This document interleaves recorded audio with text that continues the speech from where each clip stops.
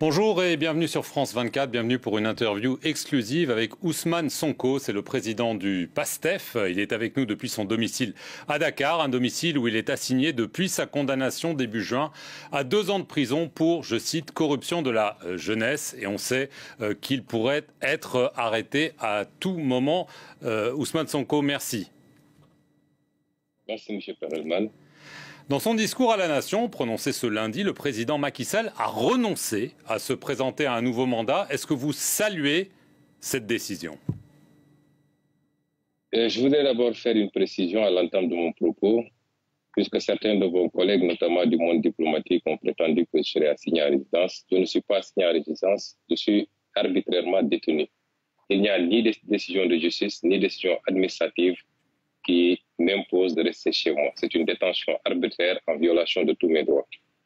Ceci dit, je voudrais faire remarquer qu'il y a une situation atypique qui concerne l'Afrique de manière générale et le Sénégal pour cette fois-ci, où le monde entier, en tout cas beaucoup de gens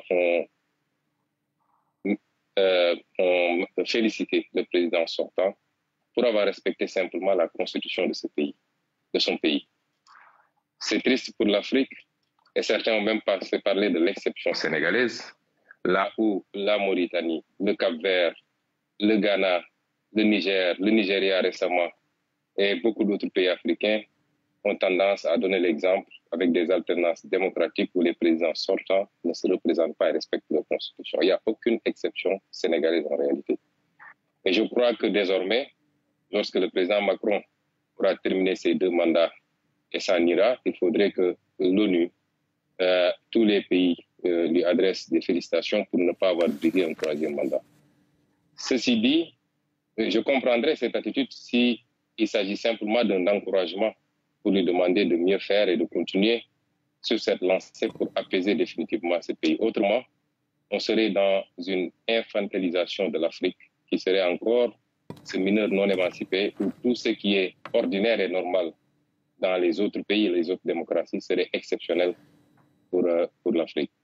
Ensuite, nous considérons qu'il n'y a rien à féliciter ou à remercier, il n'y a rien d'exceptionnel, puisque le retard observé à faire cette annonce a occasionné énormément de dégâts pour le Sénégal. Si le président de la République avait, dès le début, clairement signifié, comme il l'a dit quand il nous présentait son référendum en 2016, comme il l'a dit dans son livre, et comme il l'avait dit dans beaucoup de vidéos lorsqu'il voulait briguer un second mandat, que c'était son dernier mandat et qu'il n'avait pas le droit de briguer un autre mandat, on n'en serait pas là où on en est de 2021 à maintenant avec son lot de morts, d'emprisonnement, de dégâts matériels. Les conséquences ont été immenses et énormes parce qu'en réalité, le président Macky Sall n'a pas abdiqué parce qu'il serait un démocrate. Il a abdiqué parce qu'il y a eu la pression de son peuple d'abord. Que les complots qu'il a ourdis contre ma personne ont échoué parce que le peuple sénégalais s'est dressé pour dire non. Mais il a reculé parce qu'il y a eu la pression internationale également. Il y a également toutes ces plaintes au niveau de la CPI et de différents organismes des Nations Unies. Il n'a pas reculé, il a toujours eu cette intention de briguer une 3e candidature. Il l'a toujours eu jusqu'à la dernière minute. Ousmane Sonko, quand même, vous l'avez traité de dictateur. Un dictateur, par définition, ça ne décide pas de quitter le pouvoir. Alors certes, vous dites que c'est tard, mais mieux vaut tard que jamais quand même. Je dis qu'un dictateur peut quitter le pouvoir de plusieurs manières possibles. Quand je parle de dictature, c'est par rapport aux actes qui ont été posés et qui continuent à être posés. Tenez-vous bien, hier, quelques personnes se sont mobilisées à la porte du palais de la République de manière spontanée, sans aucune autorisation, prétendument pour féliciter, remercier le président de la République. Au même moment, 17 personnes étaient placées sous mandat de dépôt parce qu'ils s'étaient déplacés vers ma résidence pour s'enquérir de ma situation et dénoncer l'illégalité qui frappe ma détention arbitraire. Et tous les jours, nous vivons cela. Quand un président de la République recrute des milices privées et leur permet d'ouvrir le feu sur des manifestants désarmés, comment on peut appeler ça, monsieur Perelman? Quand un président de la République instrumentalise la justice pour s'attaquer à son opposition, à la presse, aux lanceurs d'alerte, à tous ceux qui ont une opinion dissidente, est emprisonné à tour de bras. Aujourd'hui, on a presque 700 prisonniers politiques dans les geôles de Macky Sall. Comment vous voulez qu'on l'appelle?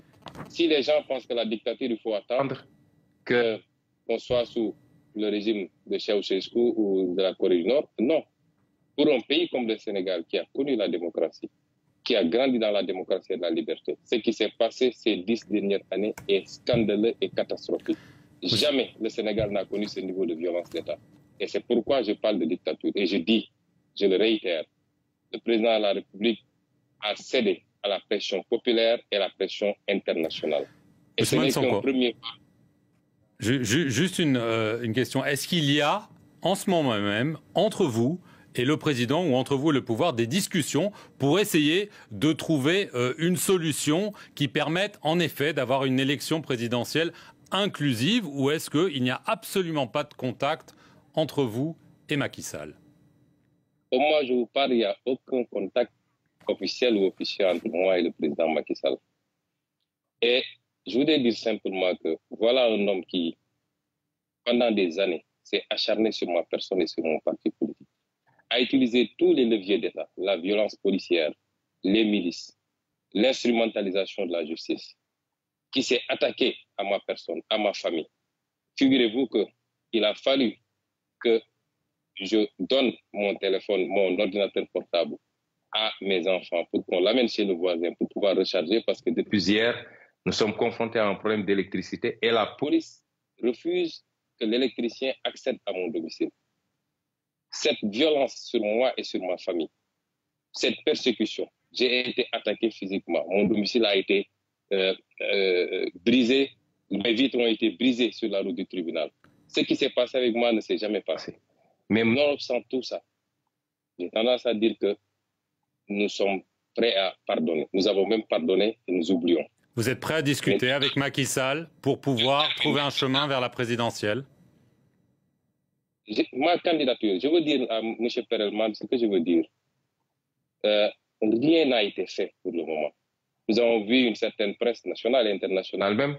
Hier, on m'a transmis un article de vos confrères du monde diplomatique qui semblait supposer que avec l'annonce de la non-candidature du président Macky Sall, on nous aurait enlevé presque un moyen de revendication et de lutte. C'est tout à fait faux. Jusqu'à présent, les populations sénégalaises se sont soulevées. Est-ce qu'elles s'étaient soulevées pour la troisième candidature? Non. Elles s'étaient soulevées contre la persécution de l'opposant qui s'appelle Ousmane Sonko. Jusqu'au moment où on parle, le débat sur la candidature n'avait pas encore pris cette importance. Et je voudrais dire également que si vous voyez qu'après l'annonce de cette non-candidature, qu'est-ce que vous avez constaté au Sénégal? Est-ce que vous avez vu des scènes de liesse, de contestation? Non. Ça laisse presque indifférent les Sénégalais. On peut rester là-bas et faire ses analyses. Ce que les Sénégalais exigent aujourd'hui, c'est des élections libres, transparentes, inclusives, et que les Sénégalais puissent librement choisir leur président. Ce n'est pas à Macky Sall de choisir le prochain président. Je ne suis même pas sûr qu'il puisse choisir un candidat consensuel dans son propre camp. Et ce n'est pas à lui, quelle que soit la nature des relations qu'il a avec Ousmane Sonko. Je n'ai jamais éprouvé de haine vis-à-vis de cet homme. Est-ce que vous lui tendez la main? Est-ce que vous lui dites, écoutez, vous avez fait un geste sous la pression de la rue, d'après votre interprétation, maintenant, asseyons-nous autour d'une table et parlons pour, en effet, apaiser la situation? Monsieur Perelman, nous sommes des patriotes, nous aimons ce pays et nous n'avons rien d'autre que ce pays. Et tout ce qui peut apaiser ce pays, nous sommes prêts à faire les sacrifices. Mais nous ne serons jamais dans certaine logique, puisque le président Macky Sall pense que pour pouvoir discuter avec quelqu'un, il faut d'abord le soumettre par des décisions de justice télécommandées, par la violence policière. Nous sommes des hommes, des êtres dignes et fiers. On ne discute pas le couteau à la gorge. Tout ce qui peut apaiser ce pays, et il y va de son intérêt d'abord. Je dis, si le président Macky Sall pense qu'il peut utiliser les 7 prochains mois, les 7 mois qui restent de son mandat, pour continuer à essayer de persécuter le président Ousmane Sonko, il se trompe. Nous résisterons, comme nous l'avons toujours fait. Et c'est pourquoi J'ai dit qu'aujourd'hui, l'annonce de sa non-candidature n'a absolument rien réglé dans ce pays. Ce que les Sénégalais veulent et ce que la communauté internationale veut. Parce que j'ai lu beaucoup de communiqués. Hier, je lisais le communiqué de l'Union européenne qui a terminé par exiger des élections inclusives, transparentes pour permettre au peuple sénégalais de choisir. Nous n'avons pas, nous, à négocier cela. Le président Macky Sall a dit à certains qu'il empêchera, vaille que vaille, ma candidature. Parce que c'est lui la République, c'est lui la justice, c'est lui le Conseil constitutionnel. C'est à lui de dire qui va être candidat et qui ne va pas l'être. Et je peux vous assurer qu'il n'y aura pas d'élection dans ce pays. Ou alors ce sera dans un chaos indescriptible si par des combines judiciaires, le président Macky Sall voulait empêcher ma candidature. Rapidement, Ousmane. Nous lui souhaitons de terminer ce mandat en beauté et de pouvoir partir dans la sérénité, lui et sa famille. C'est tout le mal que nous lui souhaitons.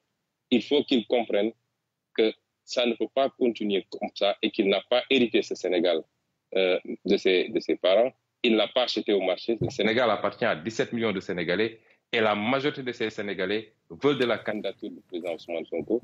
Et ma conviction, c'est que si on va aux élections, le jour de l'élection, 1 heure de temps après la clôture, la fermeture des bureaux de vote, je serai déclaré vainqueur au premier tour.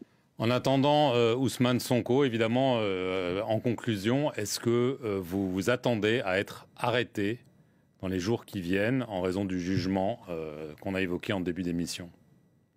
Mais il faut le demander au président Macky Sall, puisqu'aujourd'hui... C'est lui qui décide?